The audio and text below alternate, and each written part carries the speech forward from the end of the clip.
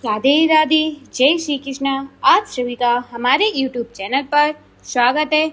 आज हम आपको बताने जा रहे हैं आषाढ़ मास में पड़ने वाली गणेश चतुर्थी व्रत, जिसके लिए कृष्ण पिंगल संकष्टी चतुर्थी व्रत भी कहा जाता है।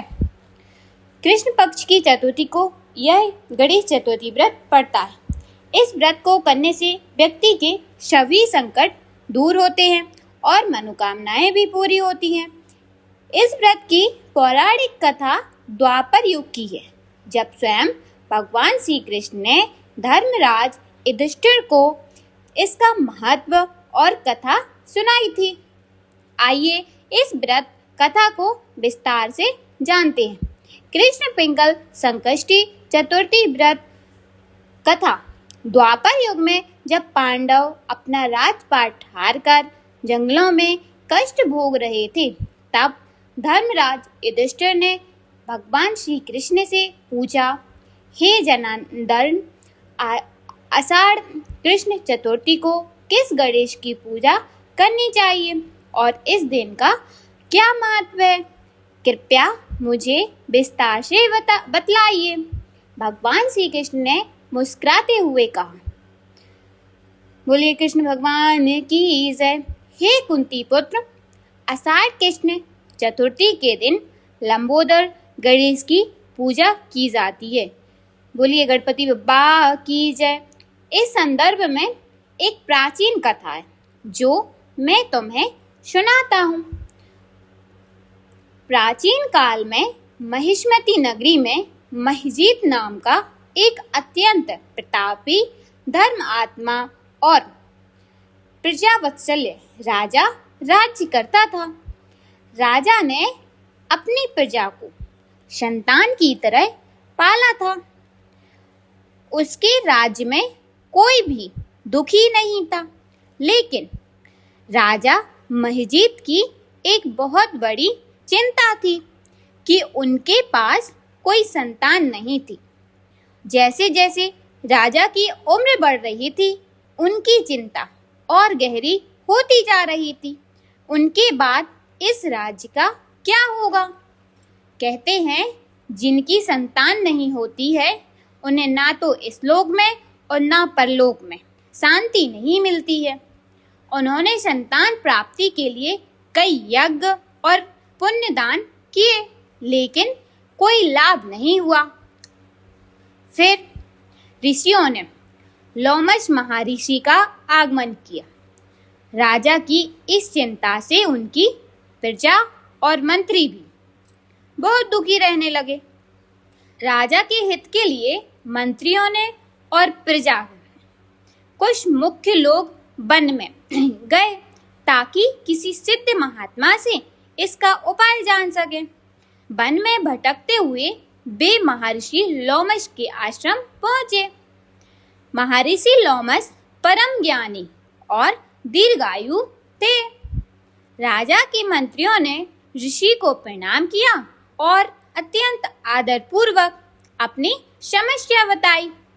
हे ऋषिवर, हमारे राजा महिजीत अत्यंत धर्म आत्मा हैं, लेकिन वे संतानहीनता के कारण रात दिन तड़पते रहते हैं। कृपया प्रजा की भी उनके इस दुख से दुखी है। कृपया कोई ऐसा उपाय बताएं जिससे राजा को पुत्र रत्न की प्राप्ति हो। महर्षि लोमश द्वारा पूर्व जन्म का रहस्य बताया गया। कहते हैं मंत्रियों से महर्षि लोमश ने ध्यान लगाया और राजा के पूर्व जन्म के बारे में जाना। उन्होंने मंत्रियों से कहा, तुम्हारे राजा महिजीत पूर्व जन्म में एक गरीब और लालची व्यापारी थे। उन्होंने एक बार आषाढ़ मास के कृष्ण पक्ष की चतुर्थी के दिन एक अक्षमय भूल कर दी थी। एक जलाशय पर पानी पीने गए, वहां एक गाय भी पानी पी रही थी। राजा ने अपने स्वार्थ से उस प्यासी गाय को हटाकर खुद पहले पानी पी लिया।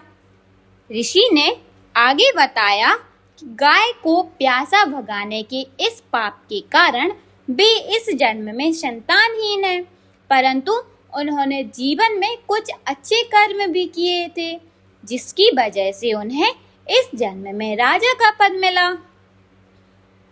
मंत्रियों ने व्याकुलता होकर पूछा, हे मुनिवर, इस पाप निवारण को कैसे करें?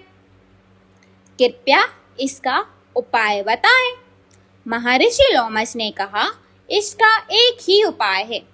यदि राजा महिजीत और उनकी प्रजा आषाढ़ कृष्ण पक्ष की कृष्ण पिंगल संकष्टी चतुर्थी का विधि विधान से व्रत रखे, रात में चंद्रमा को अर्घ्य दें और भगवान गणेश की पूजा करें, तो राजा का यह पाप नष्ट हो जाएगा और उन्हें अवश्य ही पुत्र की प्राप्ति होगी। मंत्रियों और प्रजा ने आश्रम से लौटकर राजा को पूरी बात बतलाई।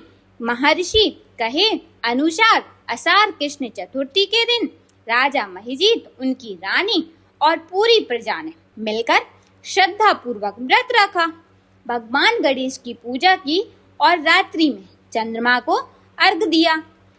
व्रत का शुभ परिणाम, इस व्रत के प्रभाव से राजा महिजीत के पूर्व जन्म के सभी पाप नष्ट हो गए। कुछ भी समय बाद रानी गर्भवती हो गई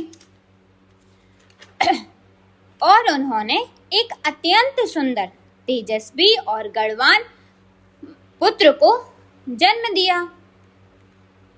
पूरी महिष्मती नगरी में उत्सव मनाया गया। भगवान श्री कृष्ण ने युधिष्ठिर से कहा, हे धर्मराज, यह कृष्ण पिंगल संकष्टी चतुर्थी का व्रत इतना प्रभावशाली होता है कि जो भी व्यक्ति इसे पूरी श्रद्धा से करता है, धन, ऐश्वर्य और संतान की प्राप्ति होती है। श्री कृष्ण के वचन सुनकर युधिष्ठिर ने भी इस व्रत को किया, जिसके प्रभाव से आगे पांडवों को महाभारत के युद्ध में विजय मिली और उनकी खोई हुई संपत्ति और राज्य वापस मिला। इस दिन सुबह स्नान करके गणेश जी के लंबोदर रूप की पूजा करें, दिन भर उपवास रखें या फलहार करें। रात्रि में चंद्रमा को दूध और जल से अर्घ्य देकर धूप दीप दिखाएं और गणेश को मोदक का लड्डू का भोग लगाकर व्रत खोलें। बोलिए गणेश भगवान की जय, शंकर भगवान की जय, पार्वती मैया की जय।